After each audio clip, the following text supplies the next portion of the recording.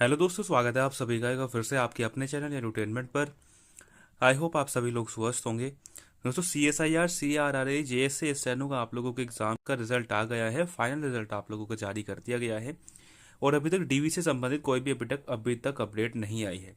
और इसके बारे में मैंने आप लोगों को पहले ही बताया था कि बहुत सारी चीज़ें एक्सप्लोर करने के बाद कोई भी ऑफिशियल नोटिफिकेशन नहीं मिला है इस पर्टिकुलर एग्जाम के लिए, CSIR JSC के लिए, जिसमें ये चीज़ मेंशन हो कि आप लोगों के कौन कौन से डॉक्यूमेंट मांगे जाएंगे eight the time of verification. ठीक है, तो एक नोटिस है, पुराना है लेकिन इतना पुराना भी नहीं है, 2020 का ये नोटिस है। और ये CSIR एक एग्ज़ाम कंडक्ट कराता है, आप सभी लोगों ने इसका नाम सुना होगा। ये आप लोगों का ये नेट का। ठीक है, तो इसमें आप लोगों के कौन कौन से डॉक्यूमेंट मांगे गए थे, क्योंकि देखो डॉक्यूमेंट जो होते हैं ना वो लगभग सेम से ही होते हैं। ठीक है, बस जो हाईएस्ट क्वालिफिकेशन होती है वो चेंज होती जाती है, उसके हिसाब से बस एक सर्टिफिकेट आप लोगों का अलग हो जाता है। मतलब जो क्वालिफिकेशन आप लोगों से मांगी गई है वो तो आप लोगों के लिए कंपलसरी रहती है। लेकिन जो अगर आपके पास उससे अलग भी है तो वो आप लोगों के लिए कंपलसरी नहीं रहती, बाकी सारी चीज़ें आप लोगों की सेम ही रहती है। ठीक है, यहाँ पर आप लोग देख पा रहे होंगे, तो इसमें दूसरे पॉइंट में आप लोग देखेंगे कि आप लोगों से जो है 10th का सर्टिफिकेट मांगा गया था। तीसरा पॉइंट ये है कि आप लोगों से डिग्री मांगी गई थी क्योंकि नेट था ये। ठीक है, फिर आप लोगों के फाइनल मार्कशीट मांगी गई थी, है ना, फिर CGPA मांगा गया था, फिर बाइफरफिकेशन ऑफ मार्क्स। तो ये जो सारे पॉइंट हैं ये आप लोगों की डिग्री से संबंधित है। ठीक है, तो ये सारे आप लोगों के लिए एप्लीकेबल नहीं होंगे। ठीक है, मैं आप लोगों को एक तरीके से बेसिक से बताऊं तो इसमें देखो, आप लोगों का एक तो आप लोगों की 10th का सर्टिफिकेट आप लोगों के पास होना चाहिए, क्योंकि 10th का जो सर्टिफिकेट और 10th की जो मार्कशीट है वो दोनों एक ही होती है। 12th की बात करें तो ये आप लोगों की सेपरेट होती है और आप लोगों के पास सेपरेट ही होनी चाहिए। 12th की मार्कशीट अलग होती है, 12th का सर्टिफिकेट आप लोगों का अलग होता है। ठीक है, साथ ही आप लोगों के पास होना चाहिए proof of identity. Proof of identity के अंदर आप लोगों का आधार कार्ड आ सकता है, DL आ सकता है, वोटर ID कार्ड आ सकता है ना। ये सारी चीज़ें आप लोगों के प्रूफ ऑफ आइडेंटिटी के अंदर आएंगे। ठीक है, एक दूसरी बात ये कि आप लोगों के पास एप्लीकेशन फॉर्म ज़रूर होने चाहिए। ठीक है, अभी जो नोटिफिकेशन आएगा हो सकता है उसके अंदर कुछ चेंज कर दे, लेकिन ज़्यादातर जो एग्ज़ाम होते हैं, चाहे वो CSIR हो चाहे वो किसी भी एग्ज़ाम को आप लोग उठा के देख लीजिए, जो भी मतलब छोटे लेवल के एग्जामिनेशन होते हैं, मैं SSC रेलवे की बात नहीं कर रहा, वो बहुत ज़्यादा जो है एक तरीके से डिजिटलाइज एक तरीके से हो चुके हैं। तो एप्लीकेशन फॉर्म आप लोगों के पास होना अनिवार्य है। ठीक है, और आप लोगों के पास होगा भी, क्योंकि आप लोगों ने देखा था कि जब आप लोग पेपर देने गए थे तो आप लोगों के पास सिर्फ मतलब दो फोटो लगाने थे, आप लोगों को दो, आप लोगों को एडमिट कार्ड इशू करे गए थे। तो उसमें से एक आप लोगों को अपने पास संभाल के रखना था जिसके ऊपर स्टैम्प वगैरह मेंशन होती थी। तो वो जो था थोड़ा सा मतलब वैलिडेशन के लिए, ऑथेंटिकेशन के लिए उनको मदद करेगा, तो इस वजह से उन्होंने ये चीज़ें करी थी। ठीक है, एप्लीकेशन फॉर्म आप लोगों के पास होना चाहिए, 10th 12th की आप लोगों के पास मार्कशीट होनी चाहिए, प्रूफ ऑफ आइडेंटिटी होना चाहिए, और साथ ही आप लोगों के पास कास्ट सर्टिफिकेट भी होना अनिवार्य है।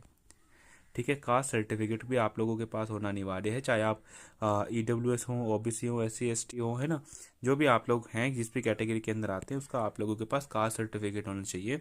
और जो सर्टिफिकेट है ना सेंट्रल लेवल का होना चाहिए।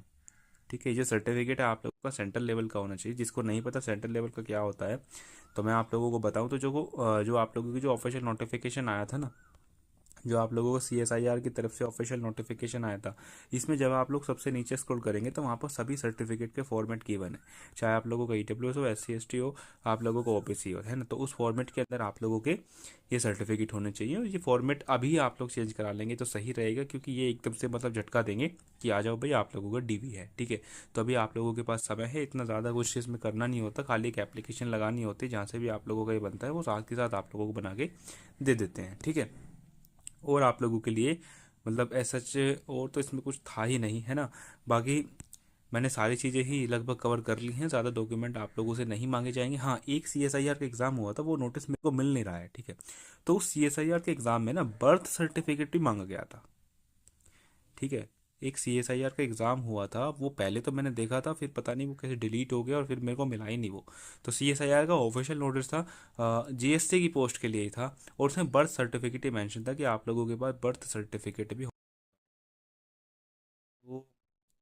अब इस पे मैं क्या ही बोलूँ, क्योंकि देखो ऑफिशियल नोटिस CSIR की तरफ से नहीं आया है, CRRI की तरफ से, क्योंकि ये चीज़ें वेरी करती है डिपार्टमेंट टू डिपार्टमेंट। लेकिन उसमें मेंशन था कि आप लोगों के पास बर्थ सर्टिफिकेट भी होना अनिवार्य है। ठीक है, अब देखते हैं CSIR क्या डॉक्यूमेंट्स आप लोगों से मांगती है। लगभग एक हफ्ते का समय तो मेरे हिसाब से देना चाहिए, 7 दिन तो आप लोगों को दिए ही जाएंगे। वो 7 दिन में आप लोग हर किसी डॉक्यूमेंट को बनवा सकते हैं किसी भी तरीके से। ठीक है। बाकी आप लोग जानते ही हैं भाई, आप लोगों का डोमिसाइल वगैरह तो ये तो सब चलती तो बेसिक से डॉक्यूमेंट है ही। ठीक है। तो मतलब वही है कि जो आप लोगों ने एप्लीकेशन फॉर्म में चीज़ें फिल करी है ना, उसका आप लोगों के पास प्रूफ होना चाहिए। अगर आप लोगों ने एप्लीकेशन फॉर्म में भरा कि आप ईडब्ल्यूएस है, तो वहाँ से पूछा जाएगा कि आप लोगों के पास सर्टिफिकेट है। ठीक है जी। अगर आप लोगों ने टेंथ की चीज़ भरी है तो आप लोगों से टेंथ का मांगा जाएगा, 12th की चीज़ भरेंगे तो 12th का मांगा जाएगा। मतलब हर चीज़ आप लोगों से सर्टिफिकेट के फॉर्म मांगी जाएगी, वो भी ओरिजिनल आप लोगों के पास होनी चाहिए। ठीक है। और बाकी जब डिटेल एक नोटिस आएगा इसके रिगार्डिंग, तो मैं आप लोगों को सारी चीज़ें प्रोवाइड करूंगा कि कौन सा सर्टिफिकेट आप लोगों को चलेगा, कौन सा नहीं चलेगा, क्योंकि तब भी आप लोगों के पास लगभग 7 दिन का समय तो ये देंगे ही। ठीक है। तो यही था दोस्तों इस वीडियो में। ये नोटिस मैंने आप लोगों को दिखाया ज़रूर था, लेकिन इसमें ज़्यादातर जो चीज़ें हैं वो ग्रेजुएशन से संबंधित है। ठीक है। ये CGPA वगैरह वगैरह ज़्यादातर चीज़ें इससे संबंधित है, तो ये फिर आप लोगों के लिए कुछ काम का रहा नहीं। बाकी ऑफिशियल नोटिफिकेशन में आप लोग जाएंगे तो वहाँ पर भी डिटेल मेंशन है कि आप लोगों के पास कौन कौन से डॉक्यूमेंट होने चाहिए। At the time of DV नहीं लिखा, वहाँ पर लिखा है at the time of form filling. तो जब आप लोग फॉर्म फिल करते हैं तो वहाँ पर आप लोगों के क्या क्या डॉक्यूमेंट होने चाहिए, बस ये करके लिखा है। वहाँ पर 5-7 डॉक्यूमेंट्स हैं, वो मैंने आप लोगों को यहाँ पर बता भी दिए हैं। ठीक है। तो बस दोस्तों फिलहाल के लिए इतना ही। आई होप वीडियो आप लोगों को पसंद आई होगी, तो इसको ज़्यादा से ज़्यादा शेयर कीजिएगा, और चैनल पर नहीं तो प्लीज़ सब्सक्राइब करके ज़रूर जाइएगा। चलिए जी, धन्यवाद।